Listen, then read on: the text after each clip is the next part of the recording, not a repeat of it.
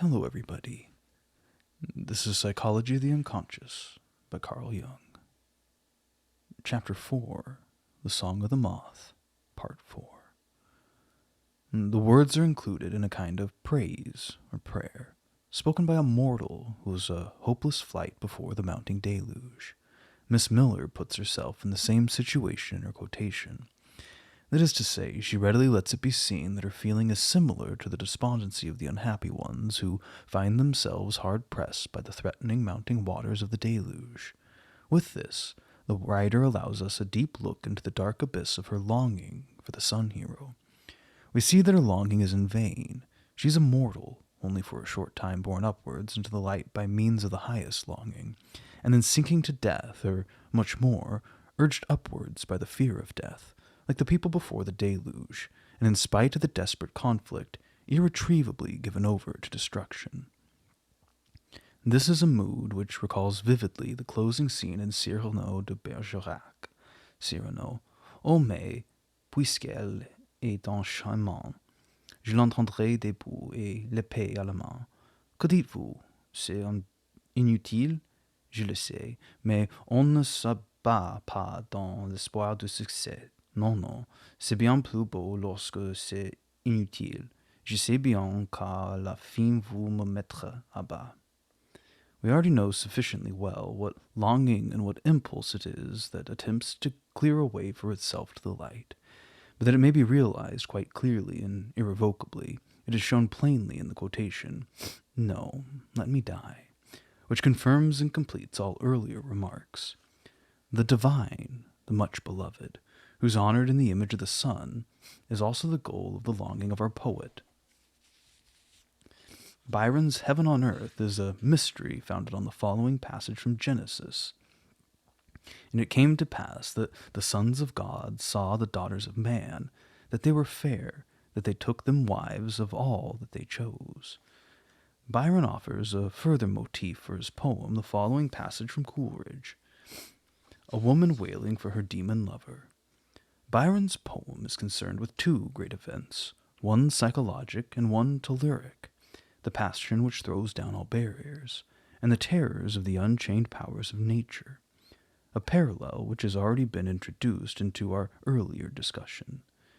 The angels, Samyasa and Azazel, burn with sinful love for the beautiful daughters of Cain, Anna and Aholibama, the force a way through the barrier which is placed between mortal and immortal.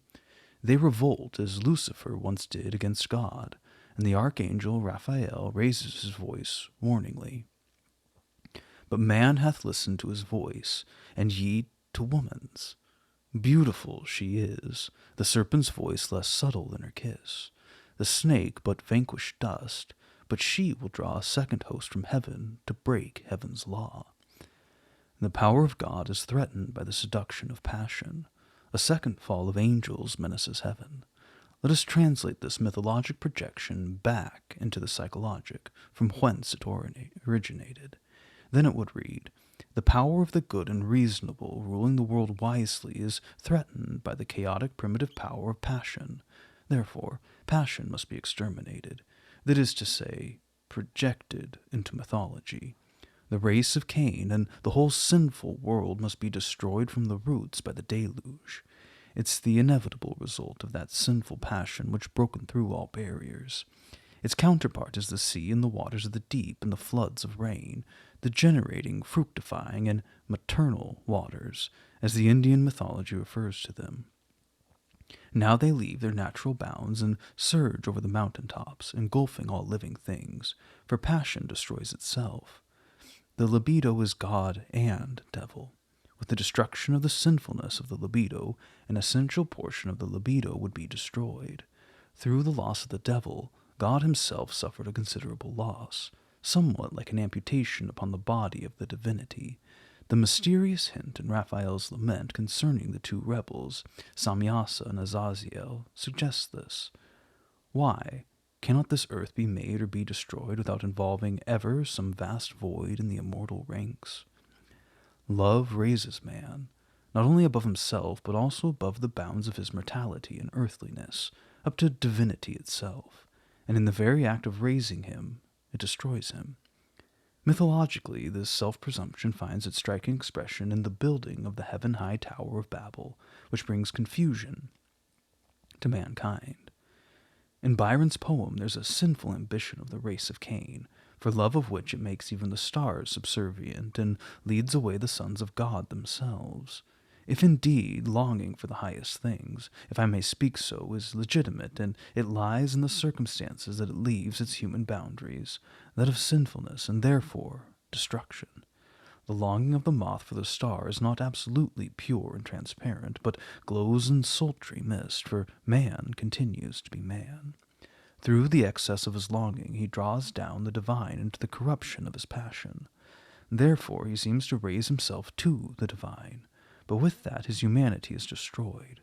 Thus, the love of Anna and Aholibama for their angel becomes the ruin of gods and men.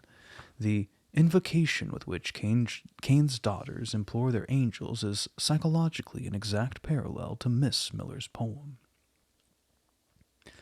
Anna, Seraph, from thy sphere, whatever star contains thy glory, in the eternal depths of heaven, albeit thou watches with the seven, though through space infinite and hoary, before the bright wings worlds will be driven, yet here, O think of her who holds thee dear, and though she nothing is to thee, yet think that thou art all to her.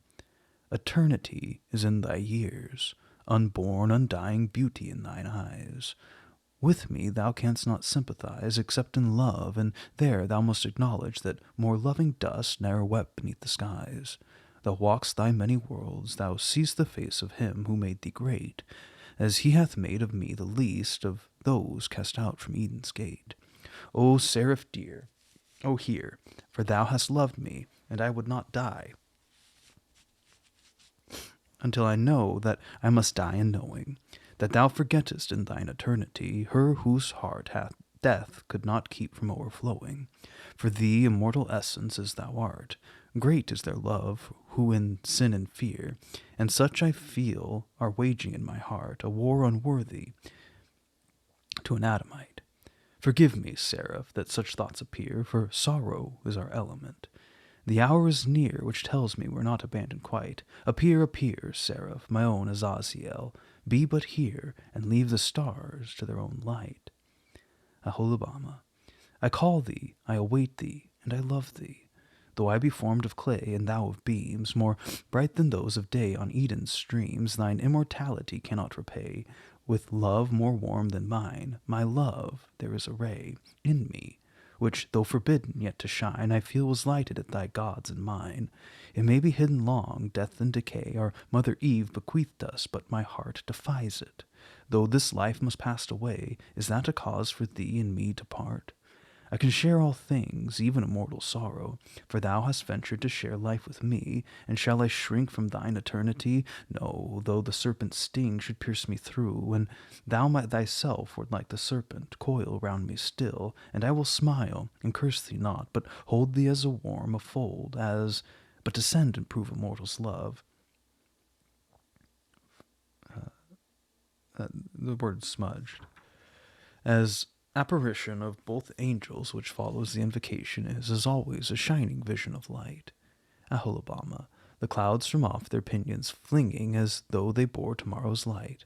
Anna, but if our father see the sight, Aholibama, he would but deem it was the moon rising unto some sorcerer's tune, an hour too soon. Anna, lo, they've kindled all the west like the returning sunset. On Ararat's late secret crest, a wild and many-colored bow, the remnant of their flashing path now shines. At the sight of this many-colored vision of light, where both women are entirely filled with desire and expectation, Anna makes use of a simile full of presentiment, which suddenly allows us to look down once more into the dismal dark depths, out of which for a moment the terrible animal nature of the mild god of light emerges. And now, behold, it hath returned to night as rippling foam, which the Leviathan hath lashed from his unfathomable home, when sporting on the face of the calm deep, subsides soon after he again hath dashed down, down, to where the ocean's fountains sleep. Thus, like the Leviathan, we recall this overpowering weight in the scale of God's justice in regard to the man Job. There, where the deep sources of the ocean are, the Leviathan lives.